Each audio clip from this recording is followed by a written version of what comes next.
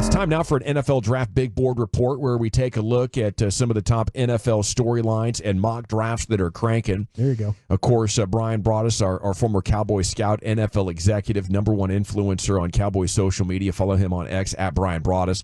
Pro Football Focus did a mock where their community voted on players they would prefer the team take. Okay.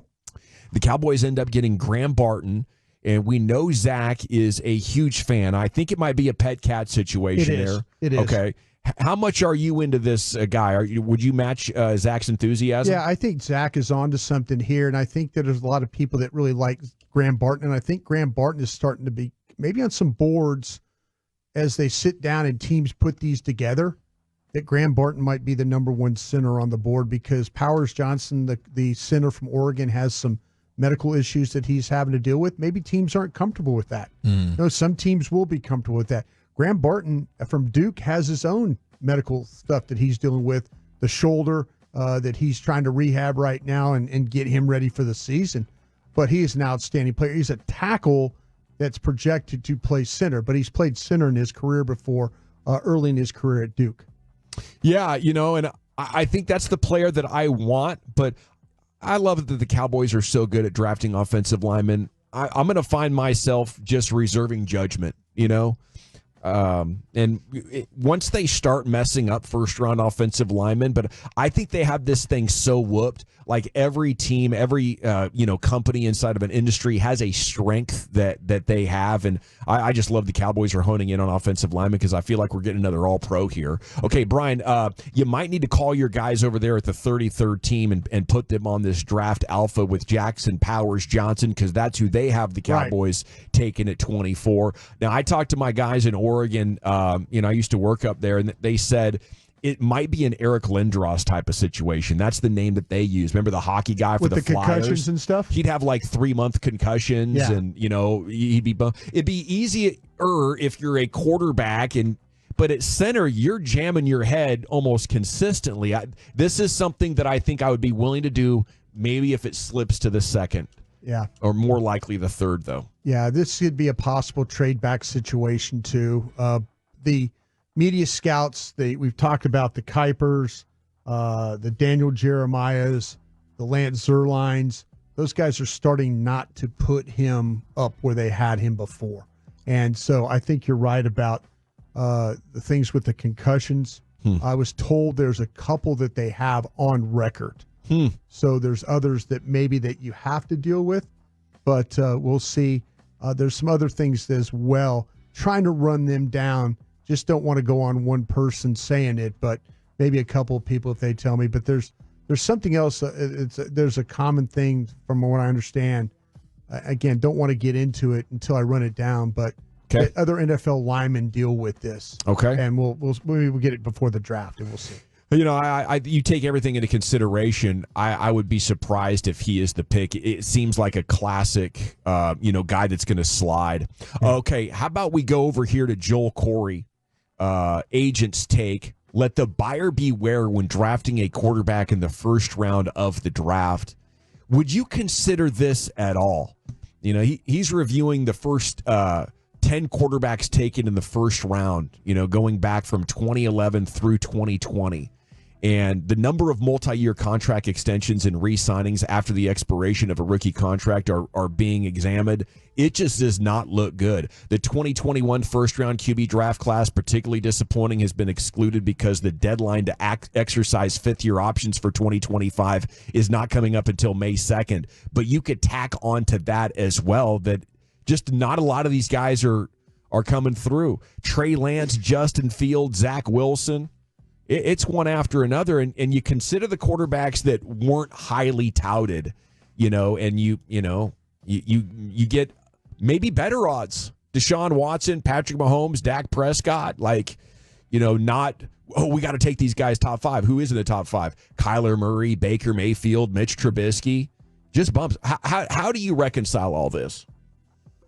Well, it's a very, very difficult position to evaluate. It's the toughest position in sports to play, and it seems to be the toughest to evaluate as well. I mean, what we do know though is if you want to give yourself the best chance to boom on that position, it is to take it certainly the quarterback in the first round, and oftentimes in that top 10.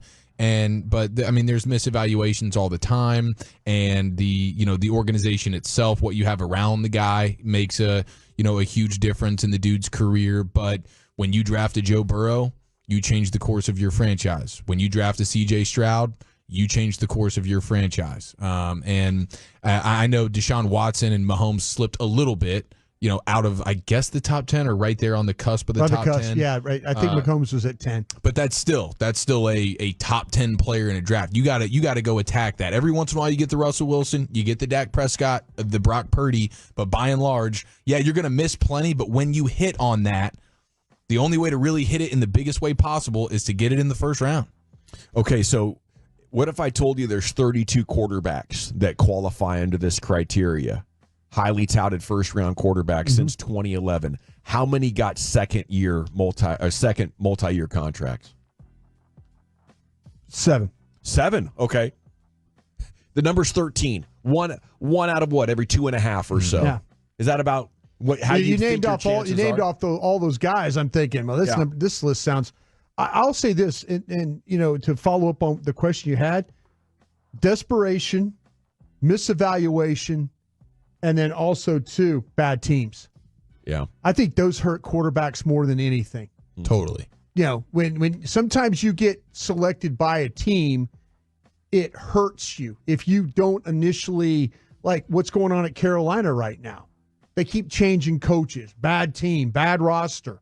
That's the thing that is probably going to kill that kid at Carolina. But I'm surprised, like when you kept naming off all these guys that didn't get second. I thought, man, this number's got to be 7 or 8, something like that. But 13. It has been really bad, and I think maybe you hit on it, like the desperation to find your next guy. You're just willing to keep rolling.